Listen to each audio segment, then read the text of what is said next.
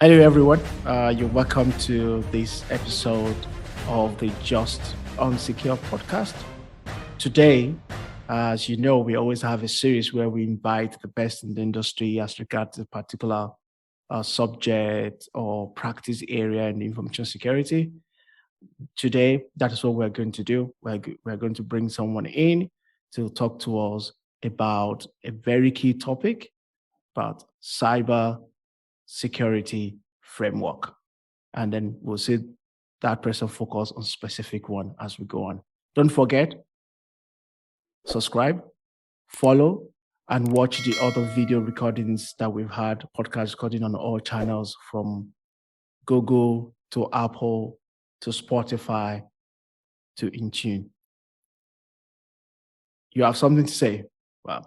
Well, like I said, it's going to be a special one, a special guest for everyone that's viewing us. We're reaching out to Ghana and getting one of the security specialists, people out there to talk to us about, again, the NIST Cyber Security Framework. So this should definitely be a good session. And like OO said, don't forget to subscribe to get the latest info from Just Unsecure. Thank you very much. We're your host, as usual. I'm OO, and that's Babs on the other side. Let me bring him in. Welcome. Like I was telling all our viewers and listeners, this is Foster. Foster is a veteran in the field of security, even though he doesn't want to admit it. He is a veteran, and I will not do much of the talking. I would like him to introduce himself and let us know more about him prior to when we deep dive into the hot topic of today, which is the NIST Cyber Security Framework. Please, Foster, go ahead. Thank you, Tunde. It's been a long time. Yes. About 2-3 years now since we last met. Yes. Yeah, it's so nice to see you. So I think you practically introduced me. I'm wondering what else I can add there, but let me just try and add a little. So my name is Foster Kplomdo. I've been in the industry for some years. I think my gray hair is testimony to how long I've been in this thing. So I think I've been working in this industry at least about 17 years now. Started my career as a programmer. Transition into IT management, then into information security, and now I'm doing risk management. So, yes, kind of like a jack of all trades kind of person, but I believe I'm able to master a lot of it, if I can put it that way. Yeah. So that's me in a very summarized way. Yeah. Thank you, Foster. Well, again, you said summary, but it's. I know you could go on, and I can assure all our listeners and viewers out there. Trust me, Foster is very detailed in the area of cybersecurity and information security generally. So, it's a pleasure to have you on our session. Myself, I know we're very pleased when you said, you'll be willing to do this session with us, and so we're very thankful and happy you came on board. Oh, do you want to say anything? No, absolutely. I'm thrilled to start to listen to him, and I know our listeners too will enjoy today's podcast. So I'm looking forward to it. I know learning from the key guys in the industry who comes to talk on this show. It's a real pleasure to meet you, Foster, and I hope to have a good conversation with you on this. Yeah, thank you. It's nice to meet you electronically. I mean, that's the order now. So that's the order now. You can say that. Yeah, again. We just embrace it. Yeah. Okay. So I'm going to share my screen. Yes, please go ahead. Let's get deep dive straight into it. And like I said, we're talking about the NIST Cyber Security Framework. So here we go. Foster is all yours. Okay. So the NIST Cyber Security Framework is actually one of the several frameworks out there that I have personally come to like. And I think as I go deep down, I'll have the opportunity to explain some of the concepts and the methodologies that I appreciate so much about this beautiful framework. So basically, I'm going to touch on our 4 topics. Of course, a little introduction. We'll look at the overview of the framework. We'll look at the core component of the framework, and we'll touch a little on some of the advantages of adopting this particular framework in your workspace. So this framework is actually one of the legacies of President Barack Obama. So around February 2013, he issued an executive order, 1363-6, for an initiative towards improving critical infrastructure cybersecurity. I mean, if you look at it now, you could actually say the man was a prophet in the way, if you want to put it that way, right? Because if you watch the news and see what is going on now, okay, in the US specifically, okay, colonial, before colonial, solar winds, and all those challenges, he kind of preempted these things, and that led to the establishment of the cybersecurity framework. Of course, the NIST stands for National Institute of Standards and Technology of the US. So the current version is 1.1, released in April 2018. Now, one of the very beautiful things about this particular framework is that it adopts a risk-based approach. Now, most of the time, of course, when we were learning in school, we were all told about this risk-based approach to implementing security. But then on the field, we all know how trigger happy some of us can be. And then we tend to shoot before we aim. And when you spend time looking at it critically, it also to a large extent explains why a lot of what we do eventually do not work. Okay, because we don't take the time to actually assess the situation, identify the appropriate controls that will solve the problem, and even enable us to prioritize what we are going to do. We just take the gun, go to the bush, and start shooting, hoping to kill a big animal and carry it home. Well, it doesn't work that way. This framework actually established a very strong risk-based approach to its implementation. Another very good thing about it is that it's business-driven. From the onset, it enables you or compels you to focus on your business objectives. And it also, industry and technology agnostic. So it's applicable to any industry at all.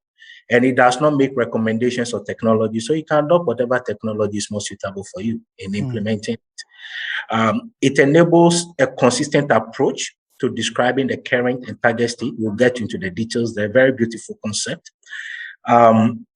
It enables you to prioritize, obviously. Once you are done, you are able to prioritize your remediation effort, and provides guidance for consistent communication across the company.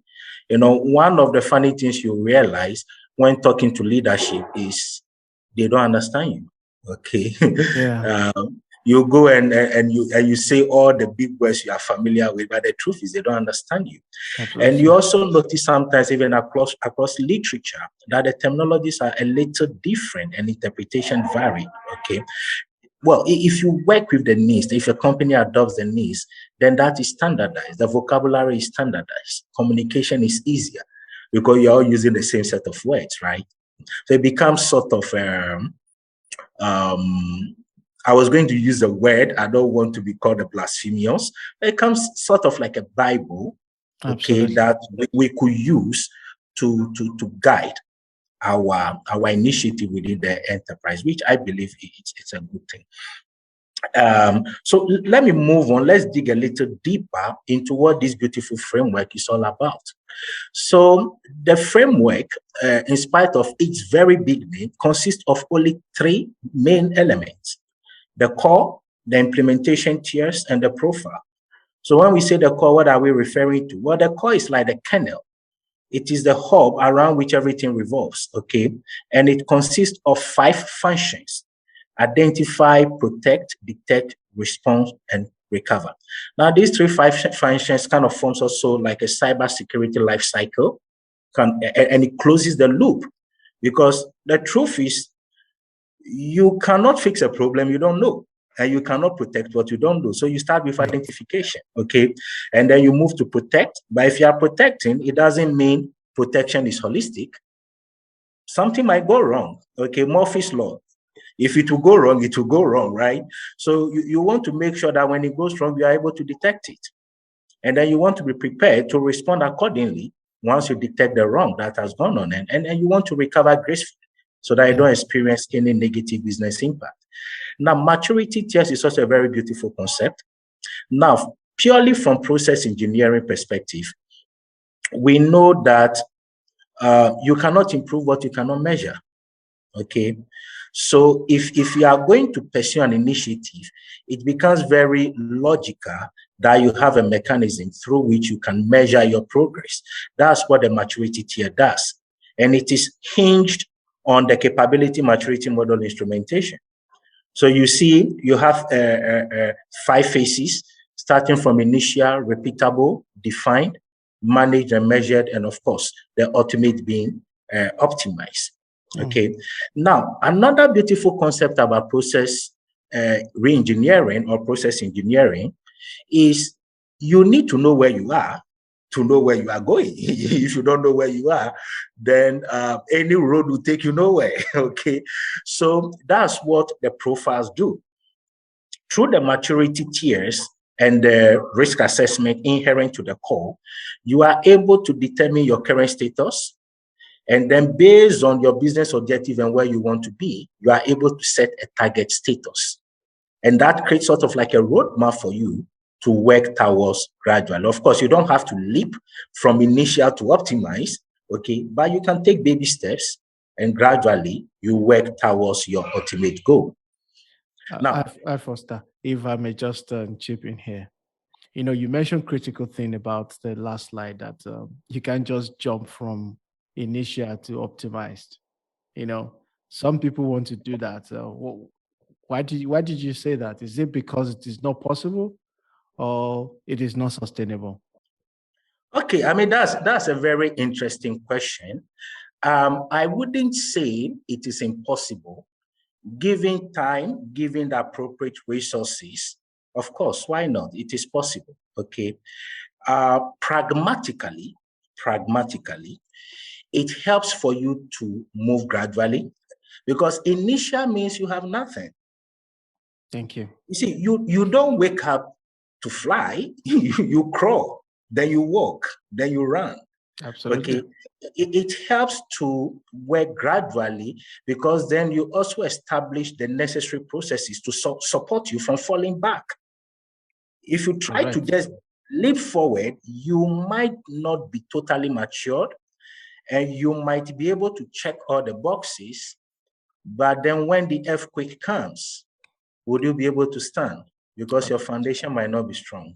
Absolutely. But of course, if an organization feels they want to do it, yes, there are no rules stopping them from doing that. Yeah. So, yeah. Yeah, because it's a fallacy, you know, people just, especially when they're just attacked, they know they want to fix everything quickly so that they can save face. Yo, I just don't buy all the equipment. Oh, buy from all the vendors. Now fix it. Yeah.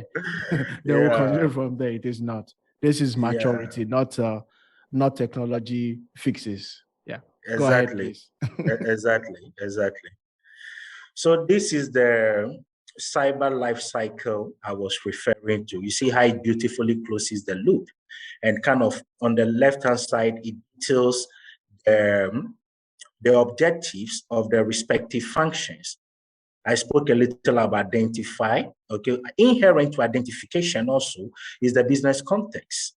Okay, because another area where we tend to fall short, we implement generic security controls, forgetting that cybersecurity is meant to protect the business and to help the business attain its objective.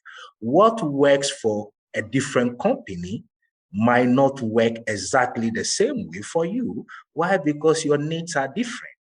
Okay, if you don't have your business context and you jump into it, you might not get the exact results that you desire.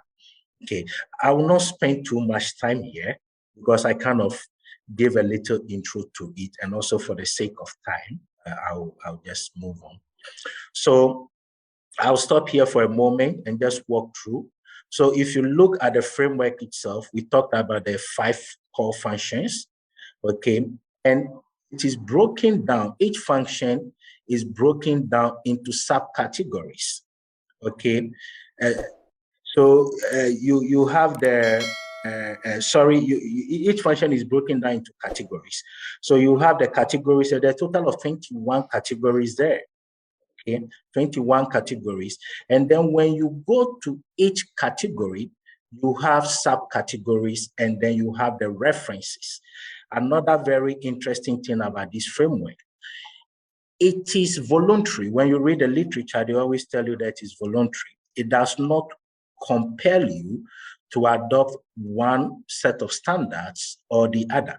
So you notice that in the references, you have the CIS CSC, you have the NIST 800-53, you have the COVID, ISO 27001.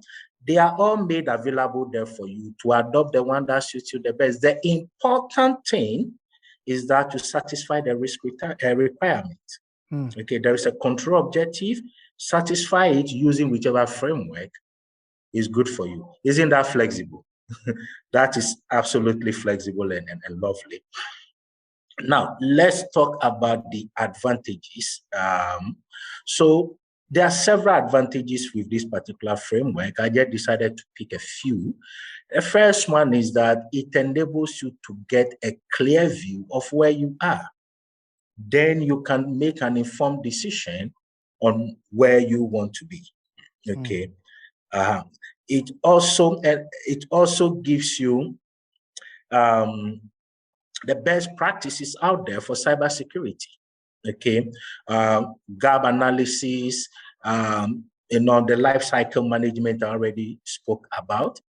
It promotes a risk-based approach, which I believe it's critical to successful cybersecurity implementation.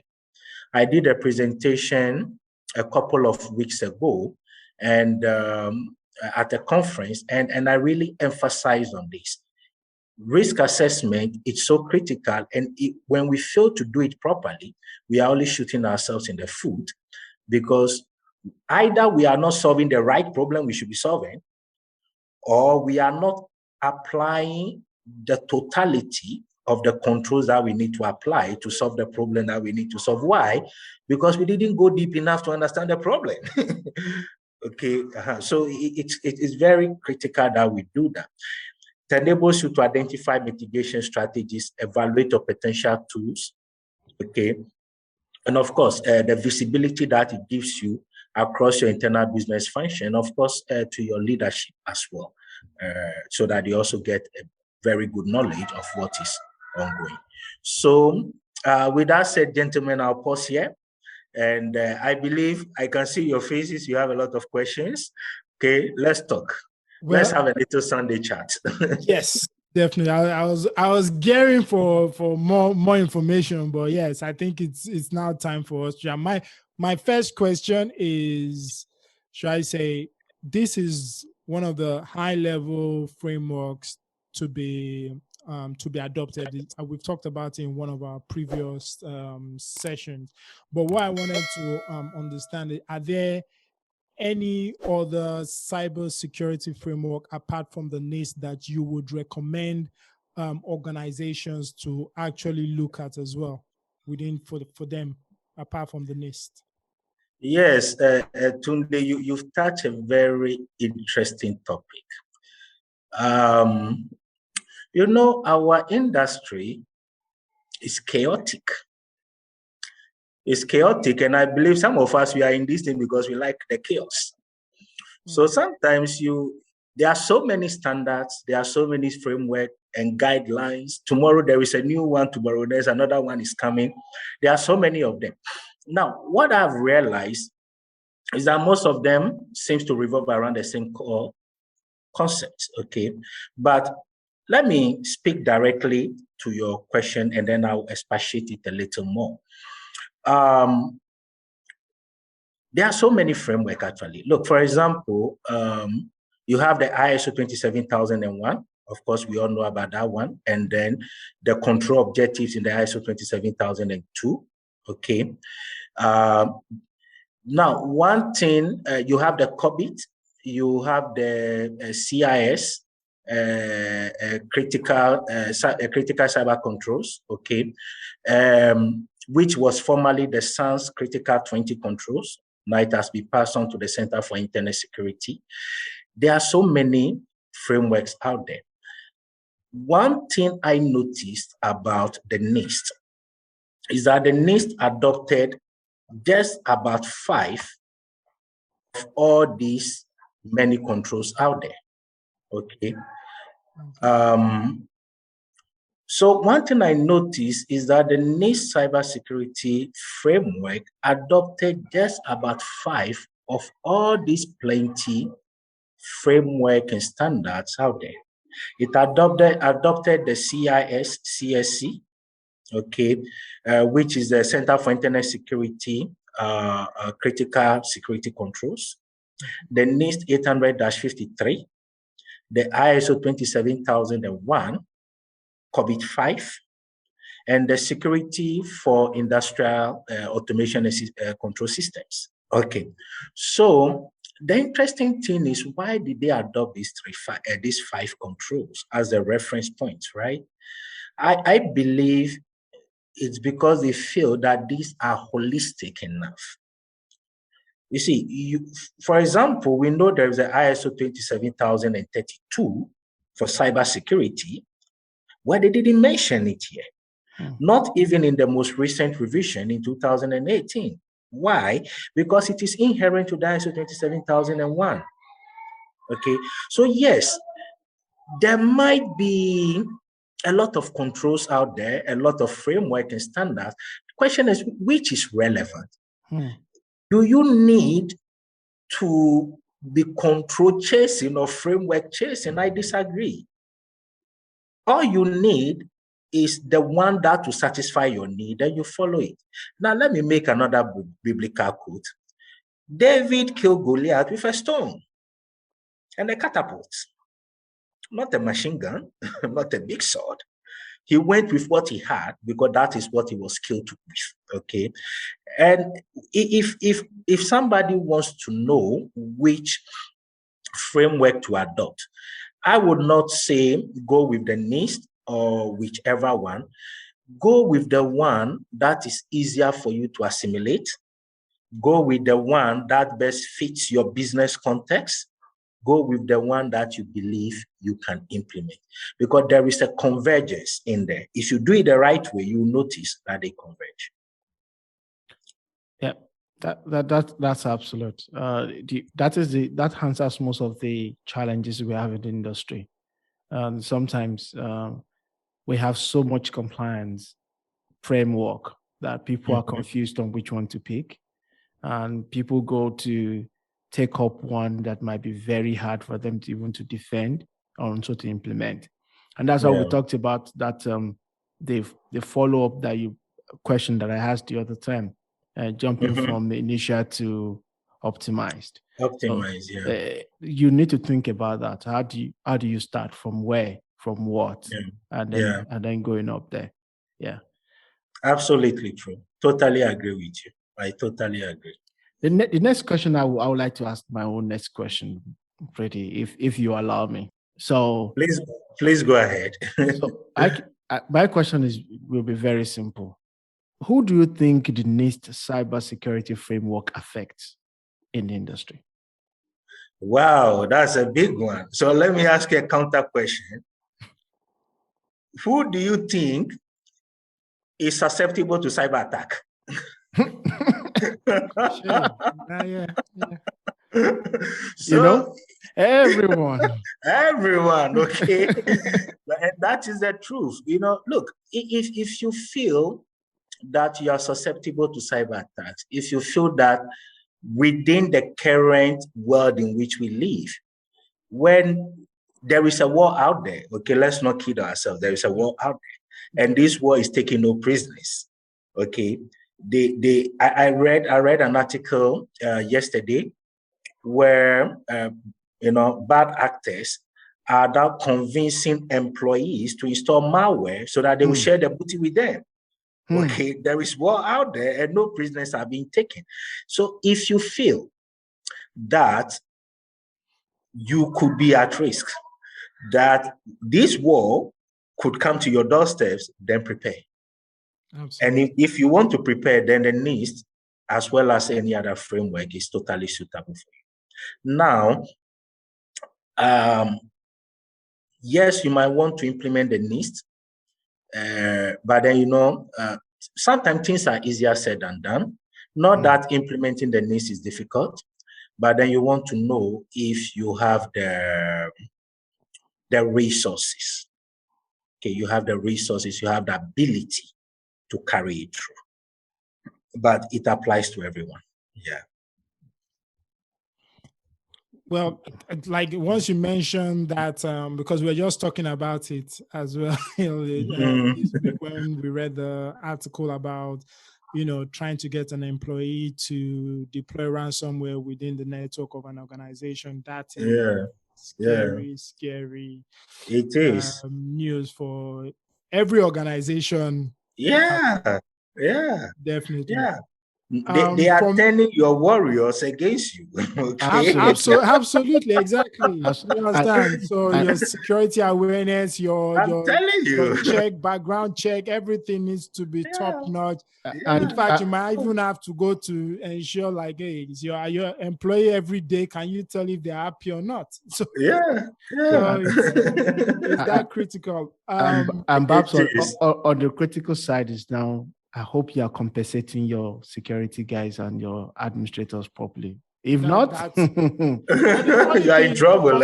Someone has just offered them a salary increase. But from this angle, it's not just the security or administrator. No, everyone. Everyone. It's not just the security guys. No, you know that if you have a little bit of defense, you can only be at the end point, right?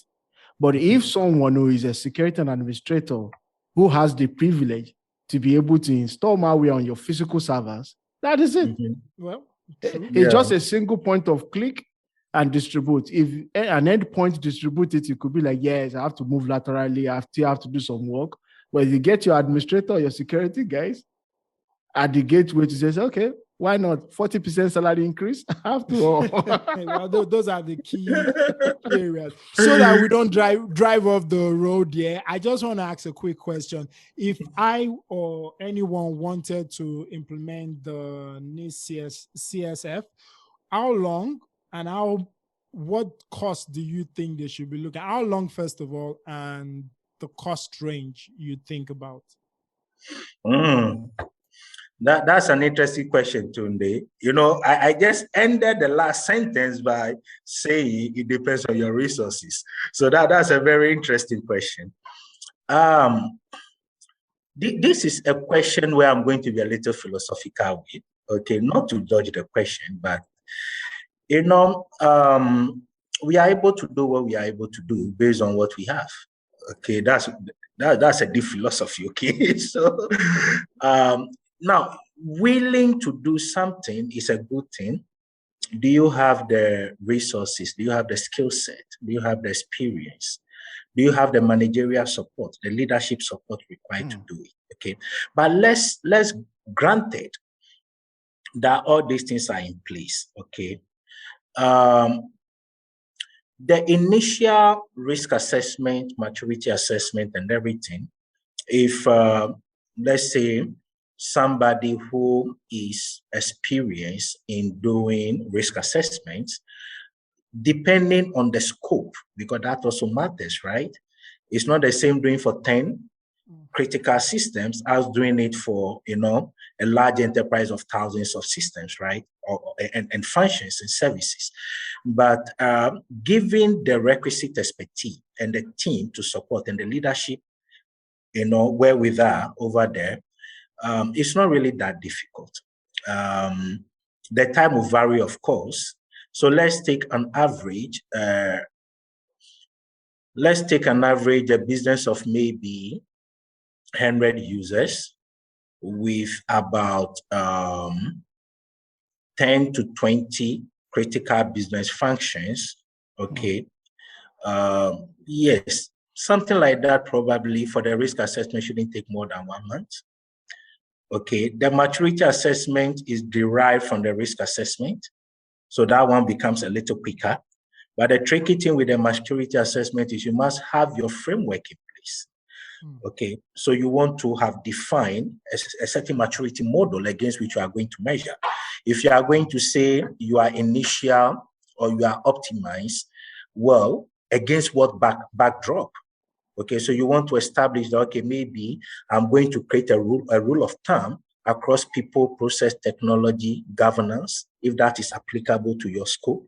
Okay, and then you say, okay, if I score critical or medium or high in this particular risk item, plus this is going to give me a maturity scale of initial. So once you establish those framework, doing the maturity assessment becomes a little less difficult. Give and take for the business I've just described, completing the assessment and producing the report should take about 1.5 months to 2 months. And then you can start working on the remediation efforts. I'm assuming all this is also based on some sort of level of experience of the person doing this assessment. Exactly. So it's very critical. My question would be like, what level of experience does one need to be able to do this in 1 month or 2 months or 3 months? I've become a little skeptical about experience. So let me give you a little story. If you are familiar with artisans, okay, at least this side of the world, and I'm not bashing them, okay, but I've seen artisans who argue they have 20 years experience, but it's been 20 years doing the wrong thing, okay? And you try correcting them and they will not agree and they will fight you. But they've been spending 20 years doing the wrong thing. So yes, years of experience by itself is good. It's knowledge, it's capacity. You see, if you have the knowledge, if you have the capacity and you have the experience, then you become like a samurai sword. You are able to switch, you are able to dice, and you are able to cut very quickly. I know it doesn't answer concretely, but the question itself is difficult to answer concretely because there are so many factors surrounding it here. And what I tell people, you see, you don't have to do everything if you don't have the ability to do everything. Call for help. And help doesn't need always to be paid for. Call a friend who knows a friend. And sometimes, you guys know, you are in the industry, sometimes we just enjoy having a new challenge to jump into. Absolutely. Okay. And you find people who will be willing to just step in and show you the way and help you move on, you know, and it helps. And by doing so also, you also get to build your capacity. Okay. We all started from somewhere, didn't we? Yeah, we do. Also, you can employ some community, for example. Some communities have templates in GitHubs, some other places, or even if you're a professional membership, you know, some of them have some articles, some trainings somewhere that you can quickly pick up. So sometimes this becomes, and that's why I understand what you're saying about what kind of experience it is. But if you know ISO, if you know, for example, some other framework, if you don't know it, you don't know it. There's no, there's you cannot dodge in between. You just have to be able to either call someone in, as you have said, or learn all together. But for me, one of the critical things as well is also some of the soft skills, right? So some of the soft skills, that's what would drive me to asking the question about what kind of executive support or business support do you require for NIST? Or is it IT focused? That's a lovely question. That's $1 million question, because the truth is, in the enterprise, without the appropriate leadership support, my brother, you are going to fall flat on your face. Leadership support should be like 110. Wow. If they have the means to reach 110. Okay. because it's that critical. You know, and an initiative like this is not a one-man effort. An initiative like this is usually pursued with a cross-functional team, okay? And getting people from different areas of the business to work together is not always that smooth. Absolutely. Okay, Not at all. So, yeah. So when you have the right leadership support backing, it makes people sit up. Now, after they sit up and you finish the work, remember, you are an employee. The money you have is the money they pay you, right? You need money to fix this stuff. Investments will need to be made. It's not because technology solves the problem. I believe processes solve the problems, and technology is an enabler to the processes, okay? But once you define the processes, you cannot be running check spreadsheets and doing things manual all the time and expecting to attain efficiency. So investments will need to be made in the right technological solutions, or even in people, or even to improve your supply chain process, okay? But the money will have to come from leadership. And if you don't have leadership on your side, you would have done a very beautiful work.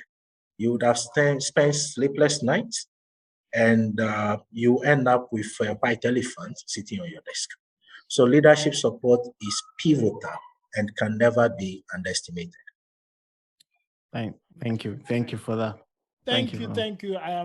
For me, I think I think this would be definitely my own last question. From the NIST CSL, which we all know is an international, but mostly arise from the continent of the Americas, USA to be particular. Is there a similar framework within your own country, Ghana, or within the continent, Africa itself, that one can look at, saying we adopt? Because again, there are peculiarities in every continent. Is there something in an African continent that we are looking at developing and saying, look, this is peculiar to our own continent, our own country? Yeah. Thank you for that question, Tunde. No, thank you. So what I have noticed is Africa has come a little late to the party. Okay, so cyber security concerns started several years ago. Okay, the awakening this side of the world is just coming up. Okay, and so you see the adoption now going up steadily. That is not bad. Okay, it's better late than never, isn't it? So you see governments now going into that space. Okay, so for example, in my country, the Cyber Security Act was enacted just last year. Yes, 2020. And that is after several years of talking. Yeah, they've been talking about it for several years. Eventually, it was done. I've heard people criticize, it took them so long. Well, yes, it took them, but they did it. Okay, be grateful, adopt it, work with it. Okay. Now, we also have the Cyber Security Directives from the Bank of Ghana, which also came out in 2019. Okay. So you see the effort gradually coming up across various countries in that direction.